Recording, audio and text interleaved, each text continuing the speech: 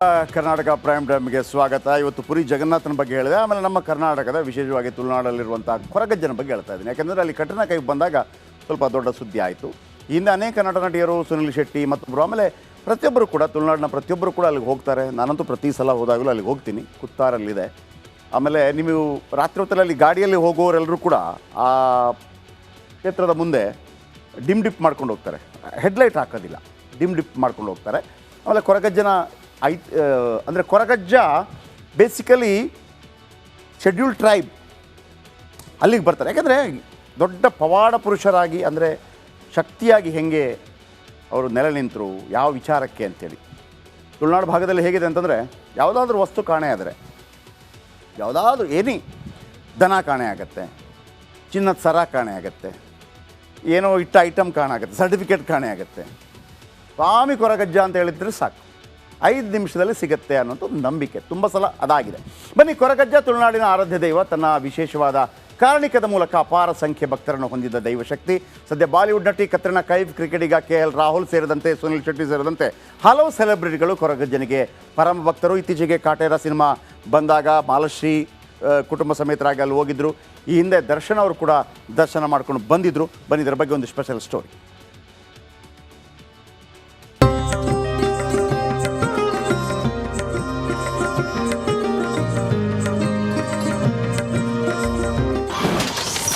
ದೇಶಾದ್ಯಂತ ಕೊರಗಜ್ಜ ದೈವ ಶಕ್ತಿ ಪ್ರಭಾವ.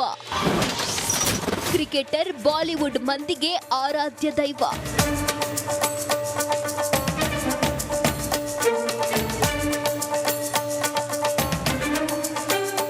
ತುಳುನಾಡಿನಲ್ಲಿ ಕೊರಗಜ್ಜನ ಶಕ್ತಿ ಅಪಾರವಾದದ್ದು. ನಂಬಿದವರ ಕೈ ಬಿಡದ ಕೊರಗಜ್ಜನಿಗೆ ಕರಾವಳಿ ಭಾಗ ಮಾತ್ರವಲ್ಲದೆ ದೇಶಾದ್ಯಂತ ಭಕ್ತರಿದ್ದಾರೆ. ಕ್ರಿಕೆಟರ್ಸ್, ಬಾಲಿವುಡ್ ತಾರೆಯರು ಕೂಡ ಕೊರಗಜ್ಜನಿಗೆ ವಿಶೇಷ ಕೋಲ ಸೇವೆ ನೀಡ್ತಾರೆ.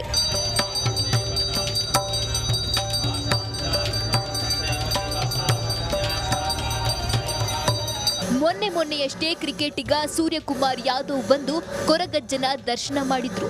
ಇದೀಗ ಬಾಲಿವುಡ್ ನಟಿ ಕತ್ರಿನಾ ಕೈಫ್ ದಂಪತಿ, ಕ್ರಿಕೆಟಿಗ KL ರಾಹುಲ್ ದಂಪತಿ, ನಟ ಅಹನ್ ಶೆಟ್ಟಿ, ಮ್ಯಾಟ್ರಿಕ್ಸ್ ಎಂಟರ್ಟೈನ್ಮೆಂಟ್ನ ರೇಷ್ಮಾ ಶೆಟ್ಟಿ ಹಾಗೂ VM ಕಾಮತ್ ಸೇರಿದಂತೆ ಒಟ್ಟು 9 ಮಂದಿ ಕೊರಗಜ್ಜನ ದರ್ಶನ ಮಾಡಿದ್ದಾರೆ.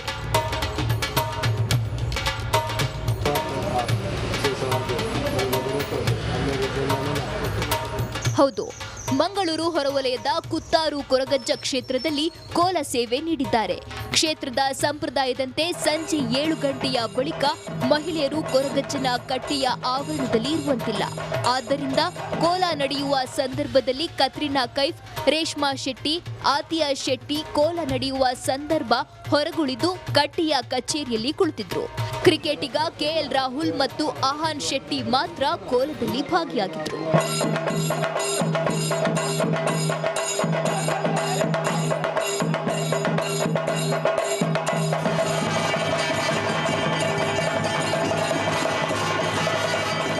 ಒಟ್ಟಿನಲ್ಲಿ ಕ್ರಿಕೆಟಿಗರು, ಬಾಲಿವುಡ್ ತಾರೆಯರು ಕೊರಗಜ್ಜನ ಕೋಲ ಸಲ್ಲಿಸಿದ್ದು ಕರಾವಳಿಗರಿಗೆ ವಿಶೇಷವಾಗಿತ್ತು. ಈ ಮೂಲಕ ಕೊರಗಜ್ಜನ ಕಾರಣಿಕತೆ ಶಕ್ತಿ ಏನು ಎಂಬುದು ಮತ್ತೊಮ್ಮೆ ಸಾಬೀತಾಗಿದೆ. ಕ್ಯಾಮ್ರಾ ಪರ್ಸನ್ ದಿವಾಕರ್ ಪದ್ಮುಂಜಾ ಜೊತೆ ದಿನೇಶ್ ಕಾಶಿಪಟ್ನ, ರಿಪಬ್ಲಿಕ್ ಕನ್ನಡ, ಮಂಗಳೂರು. ಅಂತಂದರೆ ಕೊರಗತನಿಯ ಅಂತ ಈ ಸಮುದಾಯದೆಲ್ಲ ಬಹಳ ತುಳಿತಕ್ಕೊಳಗಾದಂಥ ಸಮುದಾಯ. ಅದು ಯಾರೋ ಹತ್ತಿರ ಬಿಟ್ಕೊಳ್ಳುವಂಥದ್ದಲ್ಲ, ಅಂದರೆ ಆ ಥರ ಇತ್ತು. ನಾನು ಅದರ ಕಂಪ್ಲೀಟ್ ಮಹಿಮೆ ನಿಮಗೆ ಹೇಳ್ತಾ ಹೋಗ್ತೀನಿ. ಅಂದರೆ ಮೊದಲಿತ್ತಲ್ವ ಈ ತಾರತಮ್ಯಗಳು ಆ ರೀತಿ. ಕೆಲವರು ಹೇಳ್ತಾರೆ ಮಾಯ ಆದರು, ಕೆಲವರು ಹೇಳ್ತಾರೆ ಹೊಡೆದ್ರು, ಕೆಲವರು ಹೇಳ್ತಾರೆ ಸಾಯಿಸಿದ್ರು, ಆಮೇಲೆ ಮಹಾಶಕ್ತಿಯಾಗಿ ಹೊರಹೊಮ್ಮಿದ್ರು ಅನ್ನುವಂಥದ್ದು. ಆಮೇಲೆ ಇದ್ರದ್ದು ಇನ್ನೊಂದು ವಿಶೇಷತೆ ಇದೆ. ಹಿಂದೂ ಪುರಾಣಗಳಲ್ಲಿ ಆಹಾರವನ್ನು ವ್ಯರ್ಥ ಮಾಡುವುದನ್ನು ಮಹಾಪಾಪ ಅಂತ ಪರಿಗಣಿಸಲಾಗುತ್ತೆ. ಅನ್ನ ಬಿಡಬಾರ್ದಪ್ಪ ತಟ್ಟೆಯಲ್ಲಿ ಅಂತ ಹೇಳ್ತಾ ಇರ್ತಾರೆ. ನಾವು ಅದನ್ನು ಜಾಸ್ತಿ ಮಾಡ್ತಾನೇ ಇದ್ದೀವಿ.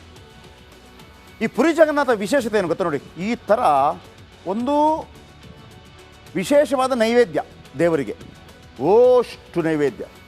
ನಮ್ಮ ಸ್ನೇಹಿತರು ಕಳೆದ ಬಾರಿ ಹೋಗಿದ್ದರು, ಆಗ ತಗೊಂಬಂದಿದ್ರು. ಆ ನೈವೇದ್ಯನೇ ಭಾಳ ಅತ್ಯದ್ಭುತ. ಇಷ್ಟು ನೈವೇದ್ಯ ಯಾವುದೇ ದೇವಸ್ಥಾನದಲ್ಲೂ ಇಲ್ಲ, ಅಷ್ಟು ನೈವೇದ್ಯ. ಇದರ ಜೊತೆಗೆ ದೇವಾಲಯಕ್ಕೆ ಪ್ರತಿದಿನ ಸಾವಿರಾರು ಸಂಖ್ಯೆಯಲ್ಲಿ ಭಕ್ತರು ಬರ್ತಾರೆ. ವಿಶೇಷ ಅಂದರೆ ಪ್ರತಿದಿನ ತಯಾರಿಸಿದ ಪ್ರಸಾದ ಎಂದಿಗೂ ವ್ಯರ್ಥವಾಗುವುದಿಲ್ಲ ಅನ್ನುವಂಥ ನಂಬಿಕೆ. ಇದು ಆಡಳಿತ ಮಂಡಳಿಯ ಉತ್ತಮ ನಿರ್ವಹಣೆಯೋ ಅಥವಾ ದೈವೇಚ್ಛೆಯೋ ಗೊತ್ತಿಲ್ಲ. ಏನು ವಿಶೇಷತೆ ನೋಡಿ, ಪ್ರಸಾದದ ಒಂದು ವಿಶೇಷತೆ ಇದೆ. ಏನು, ಈ ದೇವಸ್ಥಾನಕ್ಕೆ ನಿತ್ಯ 2,000ದಿಂದ 20,000 ಭಕ್ತರು ಬರ್ತಾರೆ. ಅಪಾರ ಭಕ್ತರಿಗೆ ದೇಗುಲದಿಂದ ಪ್ರಸಾದ ನೀಡಲಾಗುತ್ತೆ. ಆದರೆ ದೇವಸ್ಥಾನದಲ್ಲಿ ಪ್ರಸಾದ ವ್ಯರ್ಥವಾಗುವುದಿಲ್ಲ. ಉರುವಲು ಬಳಸಿಯೇ ಪ್ರಸಾದವನ್ನು ತಯಾರಿಸ್ತಾರೆ, ಕಟ್ಟಿಗೆ ಇಲ್ಲ. ಪ್ರಸಾದಕ್ಕೆ ಮಣ್ಣಿನ ಮಡಿಕೆಯನ್ನೇ ಬಳಸ್ತಾರೆ. ಇಲ್ಲ ನಾನು ಹಿಂಗೆ ಇಟ್ಟಿದ್ದೀನಿ, ಹಿಂಗೆ ಪ್ರಸಾದ ತಯಾರಿಗೆ 7 ಮಡಿಕೆ, 1 2 3 4 5 6 7 ಈ ಥರ ಒಂದರ ಮೇಲೆ ಇಟ್ಟು ಮಾಡ್ತಾರಂತೆ. ಮಡಿಕೆಗಳನ್ನು ಒಂದರ ಮೇಲೊಂದರಂತೆ ಜೋಡಿಸಿರ್ತಾರೆ. ಆಮೇಲೆ ನಿಮಗೆ ಈಗ ಫಸ್ಟ್ ಯಾವುದು ಬೇಯಬೇಕು, ಕೆಳಗಿದ್ದದಲ್ವ? ಅಲ್ಲ, ಮೊದಲು ಯಾವ ಮಡಿಕೆ ಪ್ರಸಾದ ಬೇಯುತ್ತೆ ಹೇಳಿ?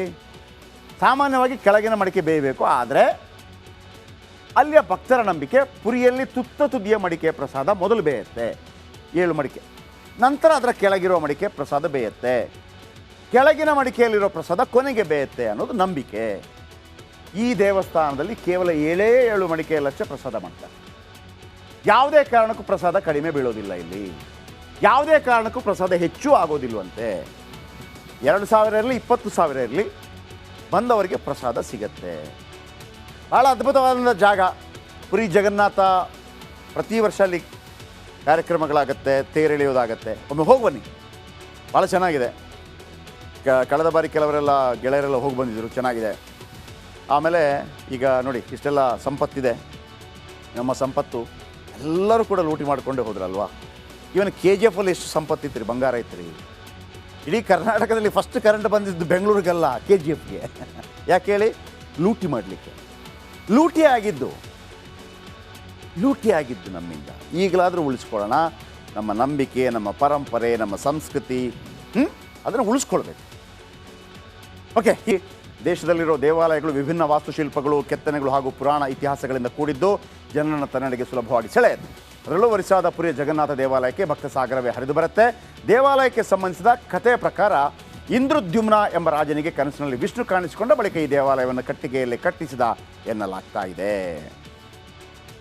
ನೋಡಿ, ಈ ದೇವಸ್ಥಾನ ಇದೆಯಲ್ಲ, ಈ ದೇವಸ್ಥಾನದ ಮೇಲೆ ಧ್ವಜ ಇದೆ. ಅದಕ್ಕೊಂದು ಐತಿಹ್ಯ ಇದೆ, ಅಂದರೆ ವಿಶೇಷತೆ ಇದೆ. ಏನದು? ಪುರಿ ಜಗನ್ನಾಥ ದೇಗುಲ ವಿಜ್ಞಾನಕ್ಕೂ ಸವಾಲೊಡ್ಡಿದೆ ಅಂತ ಹೇಳ್ತಾರೆ. ಅಲ್ಲಿ ಒಂದು ಕೇಸರಿ ಧ್ವಜ ಕಾಣ್ತಾ ಇದೆಯಲ್ಲ ನಿಮಗೆ, ಅದು ದೇವಾಲಯದ ಮೇಲೆ ಮೊದಲಿನಿಂದಲೂ ಧ್ವಜವಿದೆ. ಆಮೇಲೆ ಈ ಧ್ವಜ ಇದೆಯಲ್ಲ, ಪ್ರತಿದಿನ ಹತ್ತಬೇಕು, ಇಳಿಬೇಕು, ಹೊಸದಾಗಬೇಕು, ಹತ್ತಬೇಕು, ಇಳಿಬೇಕು, ಹೊಸದಾಗಬೇಕು. ಇಲ್ಲೊಂದು ನಂಬಿಕೆ ಇದೆ, ಈ ಧ್ವಜ ಗಾಳಿಯ ವಿರುದ್ಧ ದಿಕ್ಕಿಗೆ ಹಾರುತ್ತೆ ಅಂತ ಒಂದು ನಂಬಿಕೆ.